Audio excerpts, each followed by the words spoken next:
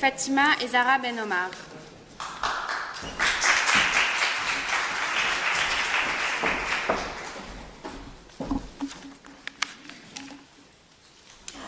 Marianne a le sein nu parce qu'elle nourrit le peuple, parce qu'elle est libre. C'est ça, la République. Voici comment Manuel Valls a réveillé en sursaut cette pauvre Marianne qui n'avait rien demandé à personne et qui surtout est là pour nous rappeler qu'elle est née dans une France qui ne songeait, mais alors, pas du tout à donner une quelconque place aux femmes en tant que citoyennes.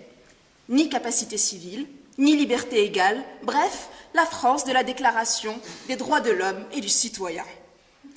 À cette époque de la Révolution, on avait pourtant pas mal secoué le cocotier, en renversant les droits féodaux, l'absolutisme royal, le clergé, mais on avait, comme c'est étrange, épargné un dernier privilège, une paire de cocos, la domination masculine.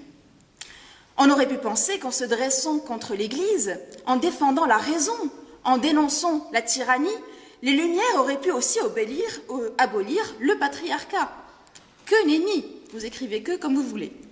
Aucune contributrice à l'encyclopédie, café littéraire fermé aux femmes, ni les académies, ni les loges maçonniques, ni les clubs, ni aucun lieu de sociabilité de la Révolution ne fut open.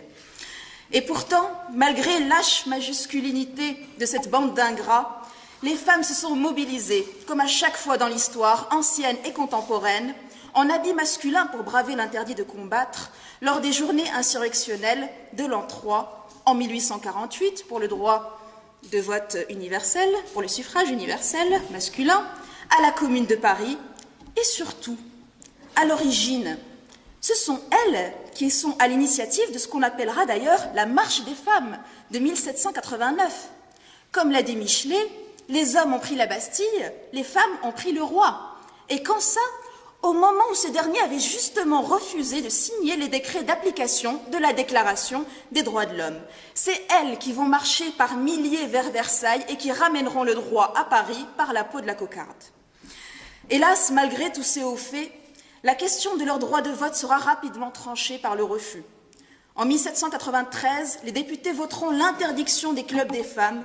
Elles n'auront plus le droit d'assister aux séances de l'Assemblée et un décret leur interdira de s'assembler à plus de 5 dans la rue. Depuis quand est-il d'usage de voir les femmes abandonner les soins pieux de leur ménage, le berceau de leurs enfants pour venir sur la place publique, dans la tribune, remplir des devoirs que la nature a départis à l'homme seul? Non, je ne cite pas un vieux curé un peu coincé, un obscur réactionnaire monarchique ou l'arrière-arrière-arrière-grand-père de monsieur le procureur, mais je cite Chaumette à la Commune de Paris en 1793. Heureusement, rien ne désarmera le courage du peuple des femmes, et grâce à cette histoire, à notre histoire, le nombre des citoyens de notre République sera doublé en 1944. On pourrait, au nom de toutes ces injustices, vous demander humblement réparation, on voulait bien, s'il vous plaît, par ce terme de droits humains, rendre justice, reconnaître la place active, si mal récompensée des femmes dans les révolutions qui ont forgé l'identité républicaine, qui permettent à M. Valls de la ramener aujourd'hui.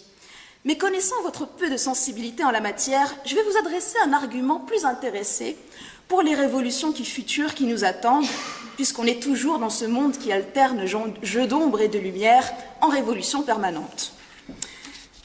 Je vais citer l'actualité. On sort là tout de suite des débats sur la loi El Khomri, violemment imposée au peuple et aux parlementaires qui y étaient tous les deux majoritairement opposés. Comment a-t-on justifié cette violence? Deux petits exemples. Je cite Madame Vallaud-Belkacem décrivant le rôle du président de la République. Je trouve qu'un responsable politique au sommet de l'État a un peu un rôle de père de famille à l'égard de ses enfants. Autre argument souvent entendu, pourquoi se méfier des patrons? Même s'ils ont les pleins pouvoirs dans l'entreprise pour faire ce qu'ils veulent, ils n'agiront que pour leur bien, le bien de leurs salariés. Et oui, c'est le bon vieux mythe de la domination bienveillante que l'on connaît très bien en tant que femme et en tant que féministe.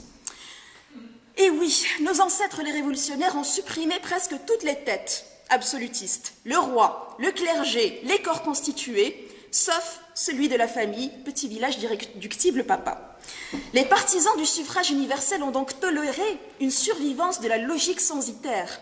Le père vote au nom de ce corps constitué, de sa femme, pour son bien. Eh bien, j'affirme ici que le mouvement révolutionnaire ne cesse depuis de se prendre ce mythe de la domination bienveillante dans la tronche.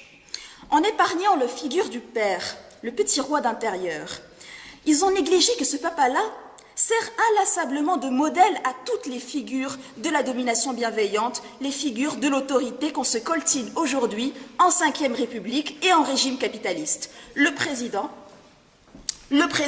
père de ses sujets, qui a le droit de les brutaliser de temps en temps pour leur bien, et le patron, père de ses salariés, qui a le droit de les brutaliser de temps en temps pour leur bien.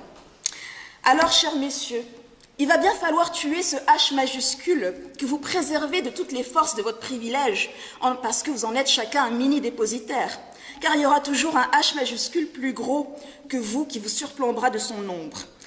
Et le jour où on abolira enfin tous ces H majuscules, alors tomberont toutes les figures des pères qui nous oppriment, la figure patriarcale du chef de l'État, la figure patriarcale du chef d'entreprise, bref, tous les papas, alors la véritable révolution se fera.